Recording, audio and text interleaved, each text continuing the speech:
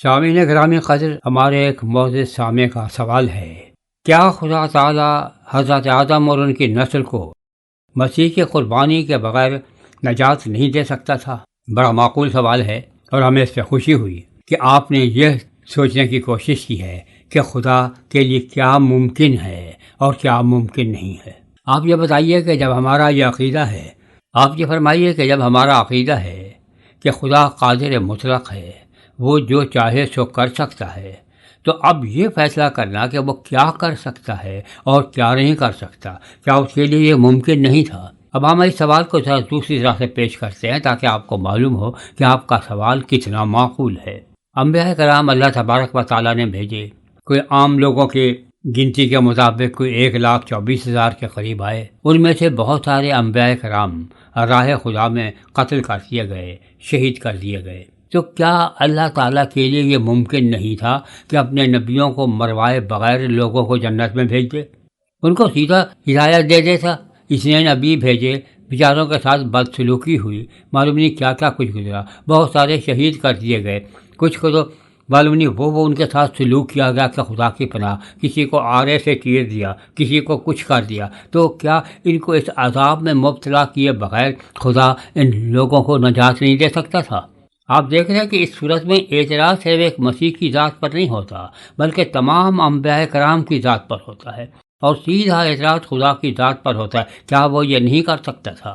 تو ایسے سوالات کے جواب یہ نہیں ہوا کرتے کہ خدا کیا کر سکتا ہے اور خدا کیا نہیں کر سکتا، کیونکہ یہ ہمارے اختیار میں۔ ہاں، ہم ایک بات جانتے ہیں کہ خدا اپنی ذات کا انکار نہیں کر سکتا، یعنی ایسا کام نہیں کر سکتا جس سے وہ خدا نہ رہے۔ لیکن ہم یہ دیکھتے ہیں کہ خدا نے کیا کیا ہے، یعنی کہ کر سکتا تھا یا نہیں کر سکتا تھا۔ خدا یہ بالکل کر سکتا تھا کہ یہ کائنات نہیں بناتا، خدا یہ بالکل کر سکتا تھا کہ ہم آپ وجود میں نہیں آتے، لیکن مشکل یہ ہے کہ اب ہم آ چکے ہیں، ہمیں اس سے گزارا نہیں ہوگا کہ کیا کر سکتا تھا یا کیا نہیں کر سکتا تھا، بلکہ اس نے کیا کیا ہے۔ تو جو اس کا فعل موجود ہے، ایک عمل موجود ہے، ہم اس کی روشنی میں دیکھتے ہیں، یہ نہیں کہ وہ ایسا کر سکتا تھا یا نہیں کر سکتا تھا۔ کیا خدا بغیر کوئی کتاب اتارے لوگوں کو ہدایت نہیں دے سکتا تھا؟ کیا حضرت جبریل علیہ السلام کے ذریعے وحی بھیجنی ضروری سی، کوئی اور طریقہ کار نہیں تھا؟ اب یہ وہ فضول سوالات ہیں جن کا کوئی جواب نہیں ہے، اس لیے کہ یہ معقول سوالات ہیں ہی نہیں۔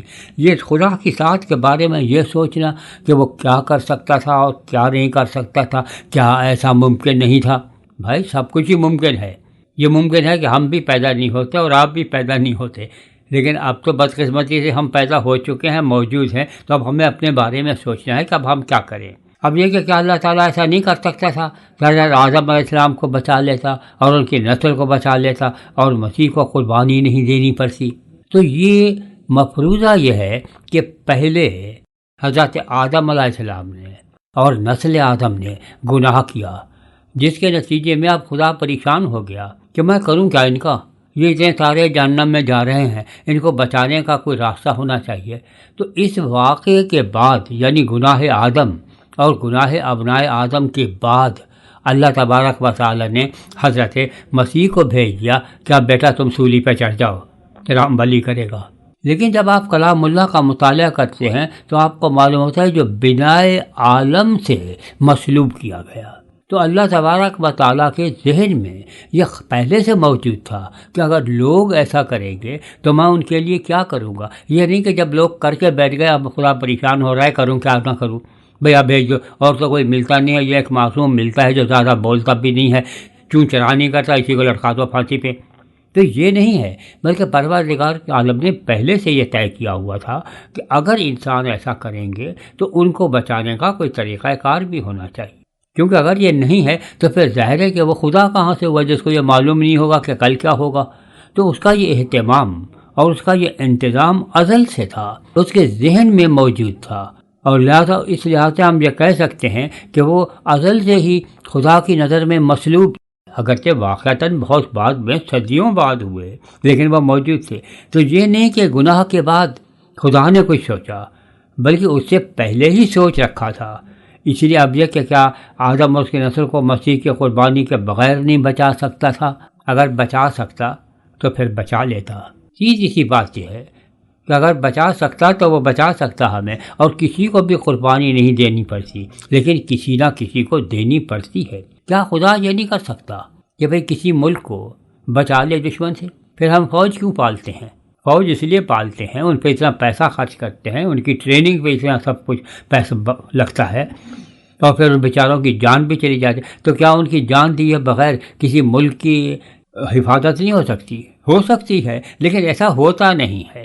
ہم وہ دیکھتے ہیں جو ہوتا ہے، ہم وہ دیکھتے ہیں جو ہوا ہے، جو ہمارے سامنے ہے، ہمیں اس کو دیکھنا ہے۔ وہ یہ نہیں مفروض ہے کہ کیا خدا ایسا کر سکتا تھا یا نہیں کر سکتا تھا۔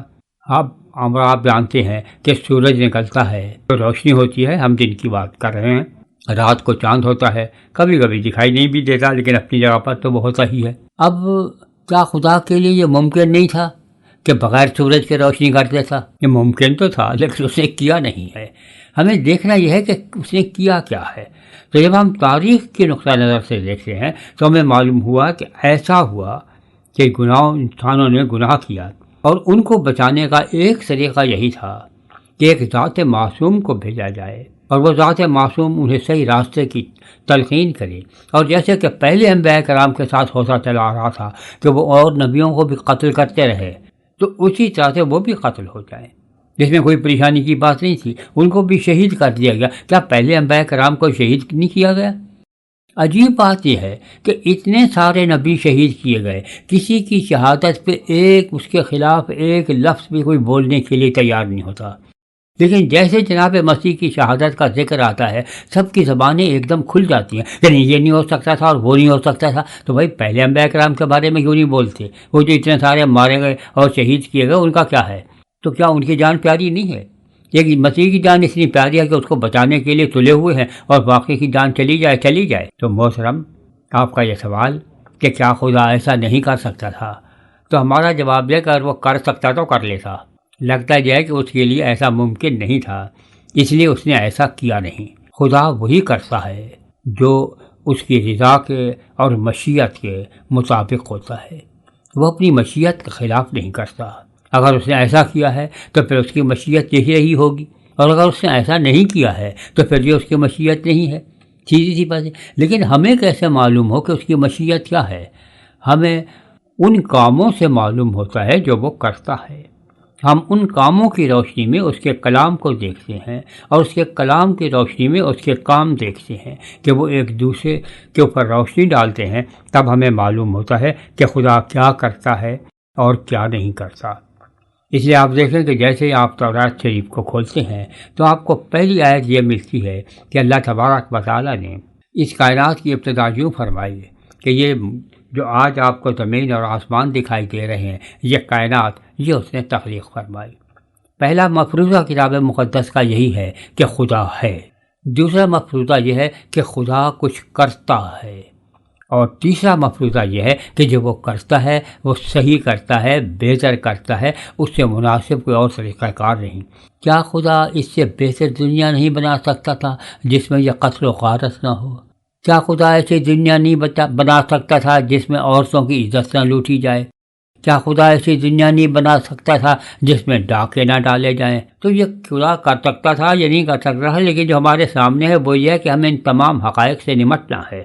تو کلام خدا ان حقائق سے آنکھیں نہیں پھیر لیتی۔ تو یہ کہتے ہیں کہ دنیا میں یہ مظالم موجود ہیں، دنیا میں یہ جرائم موجود ہیں، دنیا میں یہ گناہ موجود ہیں۔ اب اگر خدا یہ کہتا ہے کہ مجھے اس دنیا سے اور دنیا والوں سے پیار ہے تو اس کے لیے کوئی عملی قدم اٹھائے، اور کلام میں خدا یہ بتاتا ہے کہ اس نے عملی قدم یہ اٹھایا کہ اس نے سیدنا عیسیٰ سلام علیہ کی ذات مبارک کو بھیج دیا۔ اب اس میں بتائیے کوئی ایسی مشکل بات پیش آ رہی ہے؟ سمجھنے میں نہیں آتی۔ لیکن بعض دفعہ یہ ہے کہ ہمارے اپنے مفروضے ہمیں کچھ اور سوچنے سے اور اس پر غور کرنے سے روکتے ہیں۔ ہم یہ سوچتے ہیں کہ ہمارے مفروضوں پہ جو مطابق ہوگا وہ تو صحیح ہے، اور جو ہمارے مفروضوں کے خلاف ہے وہ غلط ہے۔ ہمیں دیکھنا ہی چاہیے کہ ہمارے مفروضے بھی صحیح ہیں یا نہیں ہیں۔ تو اب یہ آپ نے دیکھا ہے کہ یہ کیا نہیں کر سکتا تھا، یہ مفروضہ غلط ہے، کیونکہ ہم یہ فیصلہ کر ہی نہیں سکتے کہ خدا کیا کر سکتا ہے اور خدا کیا نہیں کر سکتا۔ ہم سیدھی بات عام طور پر اعتقاد ہے کہ خدا جو چاہے کر سکتا ہے، ہم کہتے ہیں جی نہیں، خدا جو چاہے تو کر سکتا نہیں، خدا وہی کرتا ہے جو وہ چاہتا ہے، اور جو وہ چاہتا ہے وہ بہتر ہی چاہتا ہے، وہ غلط نہیں چاہتا، وہ کسی کا برا نہیں چاہتا۔ تو جو بنی نوع انسان کے لیے بہتر تھا وہ اس نے کیا، اور وہ یہ ہے کہ اس بہتر طریقوں میں سے ایک طریقہ کار یہ بھی تھا کہ سیدنا عیسیٰ سلام علیہ کو اس دنیا میں بھیج دیا۔ آپ نے انسانوں کے درمیان رہ کے انسانوں والی زندگی گزاری اور ایک بندہ خدا بن کے دکھایا کہ کیسے خدا کے احکامات پہ عمل کیا جا سکتا ہے، اور انہی احکام میں سے ایک یہ بھی تھا کہ خدا کی راہ میں مرنے کے لیے بھی تیار رہو، اور آپ نے اپنی جان آفرین کے سپرد کر دی۔ تو ہم یہ کہتے ہیں کہ آپ کی یہ قربانی جو ہے کہ انسانوں کو بچانے کے لیے آپ نے اپنی جان تک سے بھی گریز نہیں کیا، یہ وہ احسان ہے جو ہم بھول نہیں سکتے۔